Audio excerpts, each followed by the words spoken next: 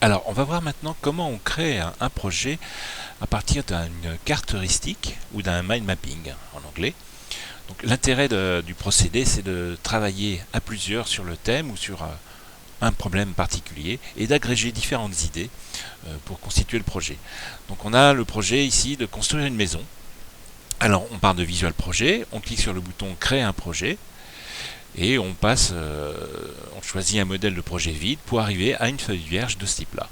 On clique ensuite dans le menu Outils, carte heuristique du projet, voilà, et on commence à créer nos éléments à partir de notre discussion en collaboration. Donc l'élément central, c'est construire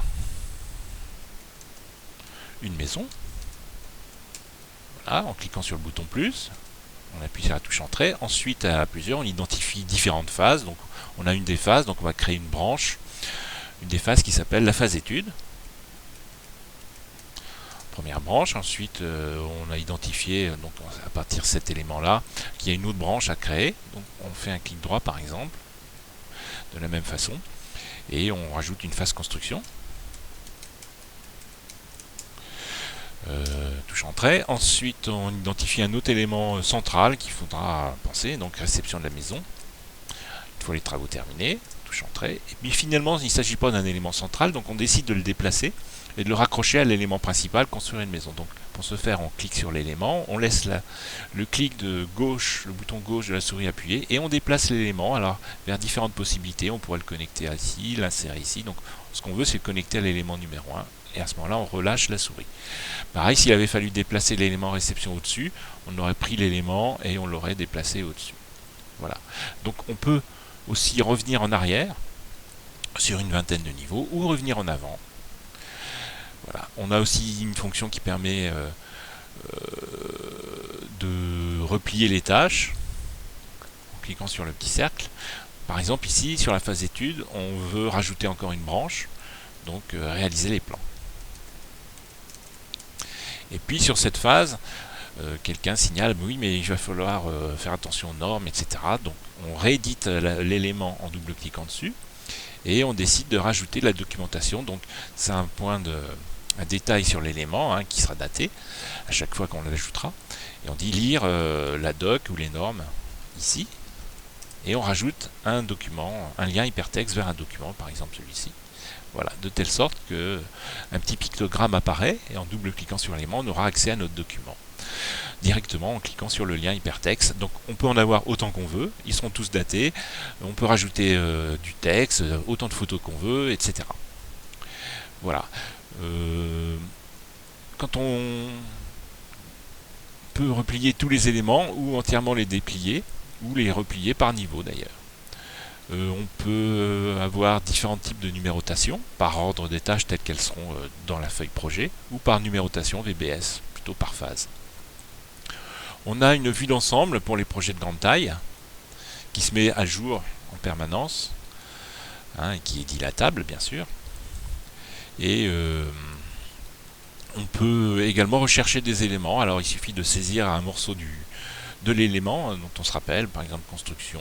Là on a identifié deux, donc il suffit de choisir le bon, et pour les cartes de grande taille c'est très pratique pour se positionner exactement sur l'élément qu'on souhaite traiter. Voilà, on dispose également de fonctions de copier-coller.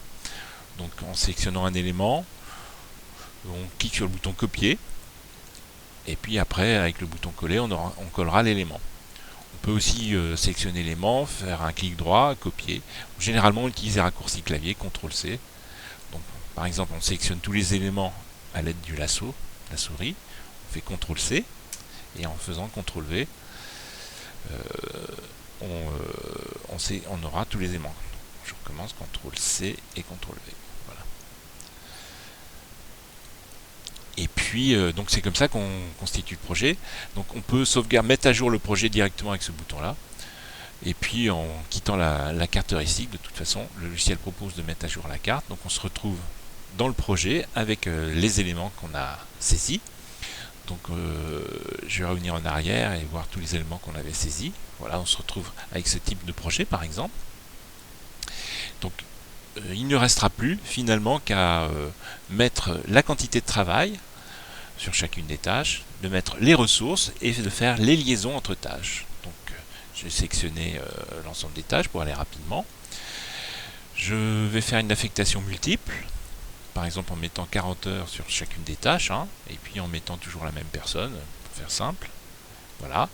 Et ensuite, j'ai plus qu'à faire les liaisons entre tâches, donc là c'est facile, c'est linéaire. Faire quelques corrections. Donc cette tâche réception, elle ne fait pas 40 heures, mais elle va faire, c'est plutôt un jalon, et puis je vais lui mettre une date de fin par après. Voilà. Et donc j'aurais bien constitué mon projet comme ça. Donc ce projet, finalement, je peux même le rééditer sous forme de carte heuristique, donc qui est beaucoup plus conséquent, hein, avec une vue d'ensemble. Ici, je peux l'imprimer. Donc on retrouve l'impression classique sous Visual Project, avec la possibilité d'exporter vers différents documents, ou aussi d'envoyer par mail la carte heuristique sous forme de PDF.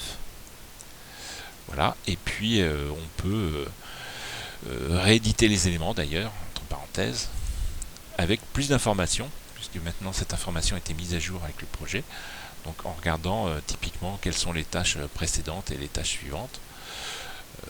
Par exemple ici, je sais pas, la charpente. Voilà, on identifie la personne qui travaille dessus. La tâche précédente, c'était de faire les murs. Et puis la tâche suivante, ce sera de faire la couverture avec la quantité de travail, les contraintes éventuelles, etc. Voilà comment on crée un projet avec une carte heuristique sous Visual Project.